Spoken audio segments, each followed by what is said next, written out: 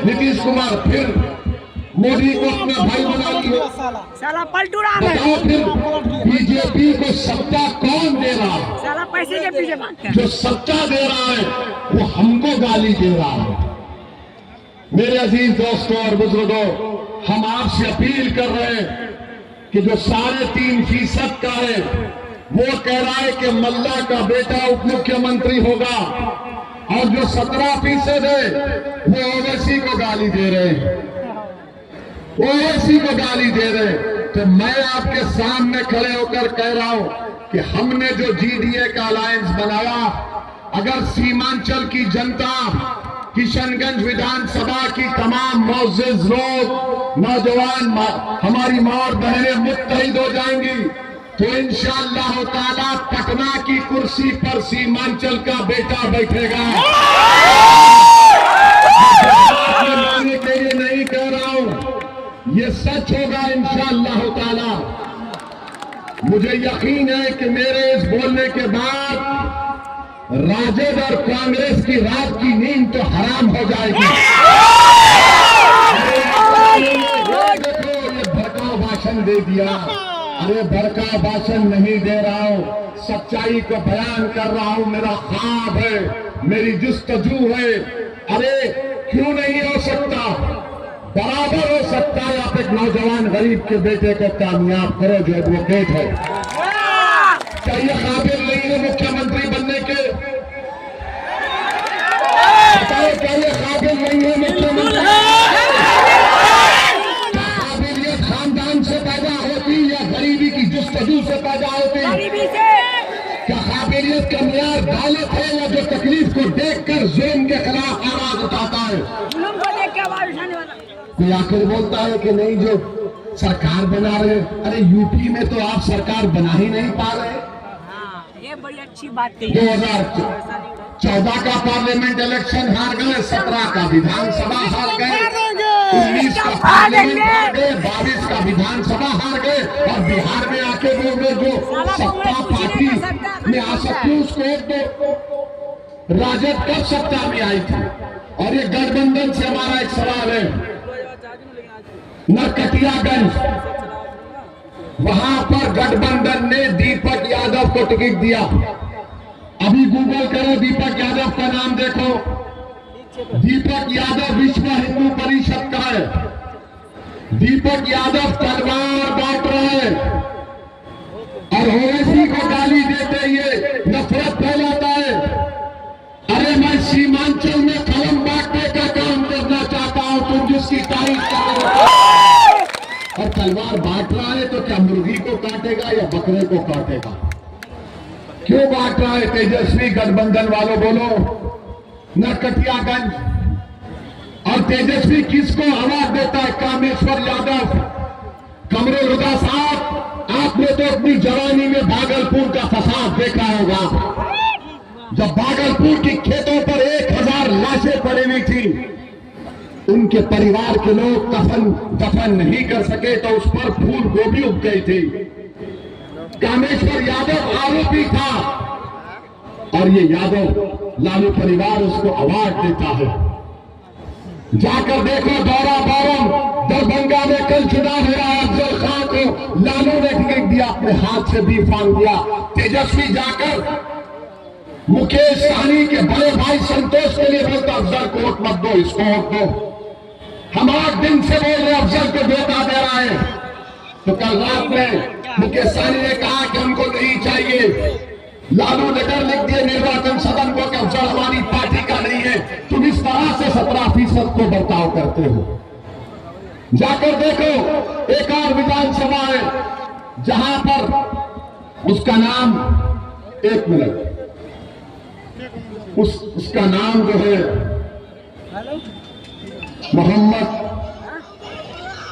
मोहम्मद कामरान, गोविंदपुर से 2020 में गठबंधन का जीता था। और आपने क्या किया? 33,000 वोट से मोहम्मद कामरान जीता था।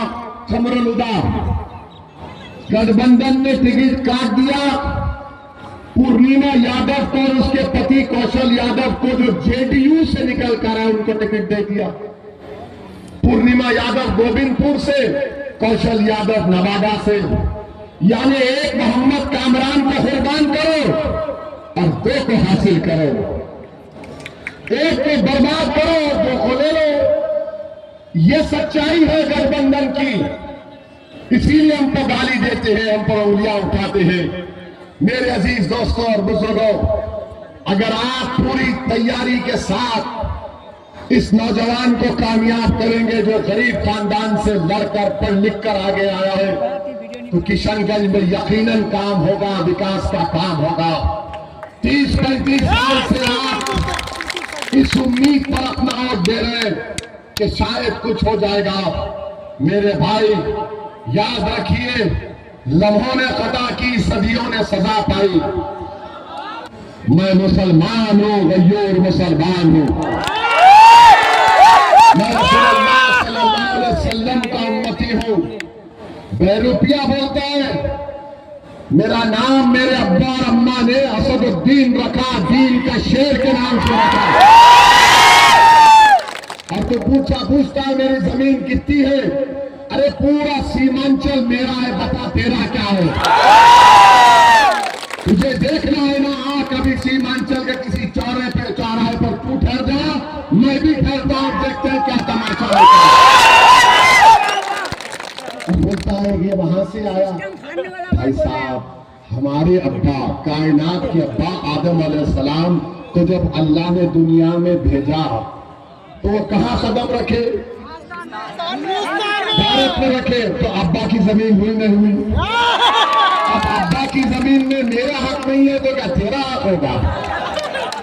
जबान का मुकाबला मत करो, सच्चाई को बयान करो। तुम एक अपनी पार्टी के अध्यक्ष बनने के लिए ओवैसी को इस्तेमाल कर रहे हो। अरे ओवैसी को कोई इस्तेमाल नहीं कर सकता। भारत की पार्लियामेंट में देखा कि मोदी ने काला कानून लाया वक्फ का, हमने कांग्रेस, ये मेरे नहीं बिहार सरकार के आंकड़े हैं, 55% ये सैलाब से मुतासर शुदा इलाका है। 50% गरीबी की रेखा के नीचे जिंदगी गुजारने वाले किशनगंज में है।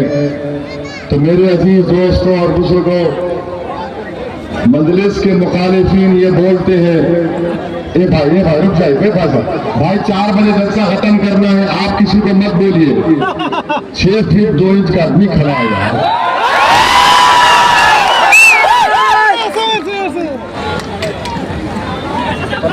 I love you. मेरे भाई, हम आपसे कह रहे थे कि मजलिस के मुखालिफिन ये कहते हैं कि मजलिस जीती तो क्या करेगी। अरे भाई साहब, 30-35 साल से एक पार्टी का ही उम्मीदवार जीत रहा है और आप सिर्फ एक ही चीज पर वोट मांगते, फिरका परस्ती को रोको। मैं आपको कह रहा हूं कि हम वोट डालने वाली एटीएम की मशीन नहीं है या कोई गाय भैंस नहीं है कि दूध दे दिया घर में जाके बैठ जाए। अगर आप वोट बैंक है तो फिर आपकी मर्जी, मगर अगर आप एक शहरी बनना चाहते हैं, भारत के सिटीजन बनना चाहते हैं, तो आपको वोट मजलिस को, पतंग छाप को देना है, क्योंकि जो शहरी होता है उसको हुकूक पूरे मिलते हैं। और यहाँ पर बार बार डराना, अरे वो आ जाएगा, ये आ जाएगा।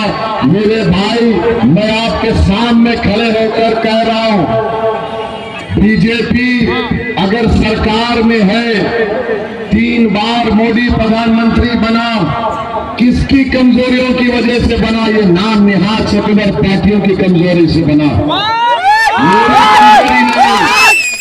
ये अपने गिरबान में झांक कर नहीं देखते, इल्जाम ओवैसी पर लगाते हैं। अरे तुम 400 सीट तुम लड़ते हो पार्लियामेंट के, बिहार के 230 सीट तुम लड़ते हो। शम्स आगाज को कामयाब करने के लिए आप यहाँ पर जमा हुए हैं। इंशाअल्लाह ताला मुझे यकीन है कि 11 तारीख के दिन आप अपना एक वोट मजलिस इत्तेहादुल मुस्लिमीन के पतंग छाप के निशान पर डालेंगे। मेरे अजीज दोस्तों और बुजुर्गों, 30-35 साल से यहाँ से आप एक ही पार्टी और एक ही परिवार के जिम्मेदारों को आपने कामयाब किया। मैं आपको ये बताना चाह रहा हूं कि किशनगंज विधानसभा में बहुत से मसाइल है, बहुत सी तकलीफ है, अस्पताल का इंतजाम नहीं है, यहाँ पर जमीन की नदी की कटाव काटवन का काम नहीं होता, यहाँ पर नौजवानों की तालीम का कोई इंतजाम नहीं है। अलीगढ़ मुस्लिम यूनिवर्सिटी का कैंपस है तो जिंदाबाद, किशनगंज की जनता जिंदाबाद, हमारा इतिहास जिंदाबाद, नारे तकबीर। अस्सलाम वालेकुम। इस नौजवान का साथ दीजिए, इसको कामयाब करिए। बिहार में 60% आबादी 35 साल से कम उम्र नौजवानों पर मुश्तमिल है। बुजुर्गों, इस बच्चे की सरपरस्ती करो ताकि सीमांचल की लड़ाई जारी रख सके। सलाम वालेकुम।